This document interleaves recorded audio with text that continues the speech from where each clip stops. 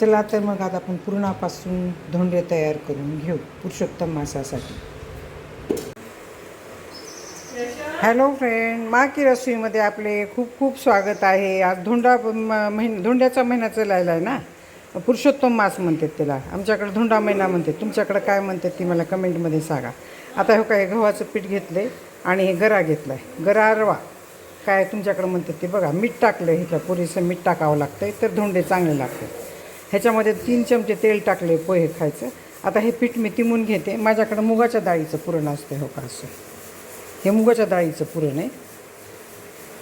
माझ्याकडं हरभऱ्याच्या डाळीचं पुरण खात नाहीत. ह्याची पण रेसिपी मी टाकलेली आहे कशी करायची ती. आता हे काय करायचं, हे दोन्ही रूम टेम्परेचरच्या पाण्यामध्ये तिमून घ्यायचं. रूम टेम्परेचरच्या पाण्यामध्ये हे चांगलं तिमून घ्यायचं पीठ. जास्त घट्ट नाही, जास्त पातळ नाही, आपल्या पोळीपेक्षा थोडं जाड करायचं. आता हे तिमून घेते. ओके, ते पाणी घेतलं आहे मी आणि परत धोंडे करते त्याचे.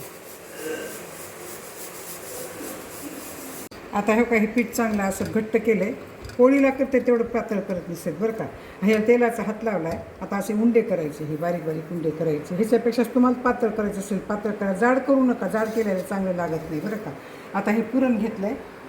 आता मी काही लाटायले, ह्याला थोडी पिठी लावायची. एखाद्या वेळेस लवकर होते पिठी लावल्यावर. जास्त लावू नका, तळताना तेलामध्ये पीठ उतरते बरं का. आणि त्या करपल्यासारखे दिसतात. आता हो काही धोंडे असे करायचे. पातळ करा चांगला, जास्त जाड केलेला खुसखुशीत लागत नाही. आता हो का अशी पोळी करायची पातळ छोटी. आता हे पुरण घेतले, ह्याच्यामध्ये भरायचं. थोडं जास्त भरलं तरी चालतं आहे, फुटत नाही धोंडा हा. हो का, ह्याच्यामध्ये घालून घेतले पुरण.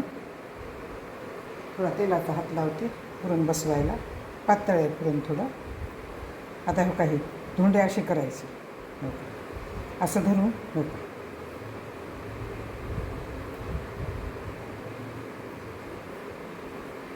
हे पीठ काढून घ्यायचं जास्तीचं वरचं आणि ह्याला असं दाबून घ्यायचं. दाबायचं व्यवस्थित, ते फुटून परत बाहेर येऊ नये म्हणून व्यवस्थित दाबायचं त्याला. थोडं जास्त दाबलं तरी चालतं आहे. हो का, असे धोंडे असते तर असे करायचे सगळे आणि परत तळून घ्यायचे. आता ह्याला मी करून ठेवते. हो काय, चाळणीमध्ये करून ठेवते ह्या कपड्यावर असे आणि परत तळून घेते चांगले.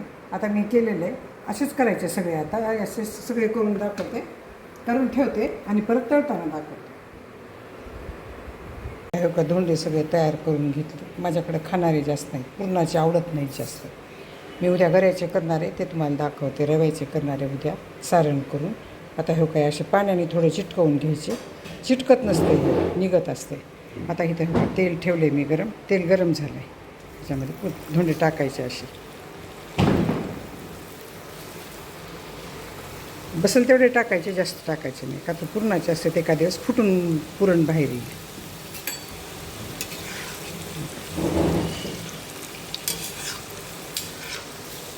आज नैवेद्याला म्हणून थोडे केले, तर उद्या मी रव्याचे करणार आहे ते दाखवते तुम्हाला.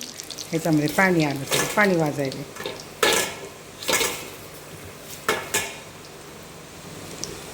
हे अगोदर थोडं मोठं ठेवायचा गॅस, परत थोडं लहान करायचा, का तर खुसखुशीत होते चांगले धोंडे.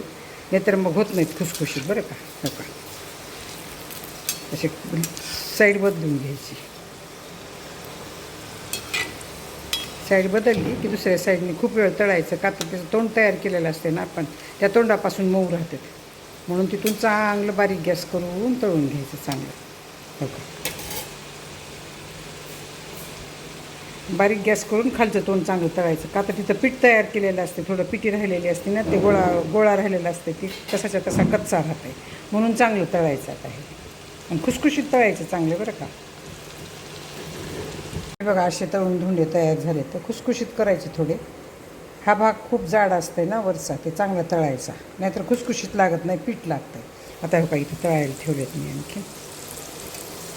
हळूहळू हलवायचे. पुरणाचे असते तर फुटतेत बरं का, एखादा फुटला जाते मध्यंतरी. हळूहळू हलवावं लागते पुरणाचा धोंडा. गऱ्याचे असल्यावर त्याला काय होत नाही, पण हे पुरणाचे फुटतेत किंचित थोडे तरी फुटल्यासारखे होते तर. आणि चांगले तळायचे खुसखुशीत लागण्यासाठी बरं का. चला तर मग आज आपण पुरणापासून धोंडे तयार करून. हे बघा असे खुसखुशीत पुरणाचे धोंडे तयार झाले बरं का.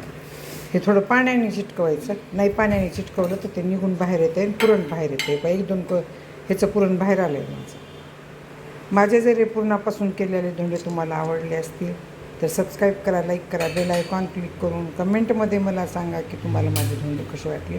पुरुषोत्तम मासासाठी नैवेद्याला धोंडे करावे लागते. माझ्याकडे मुलगी नाही आहे. धन्यवाद.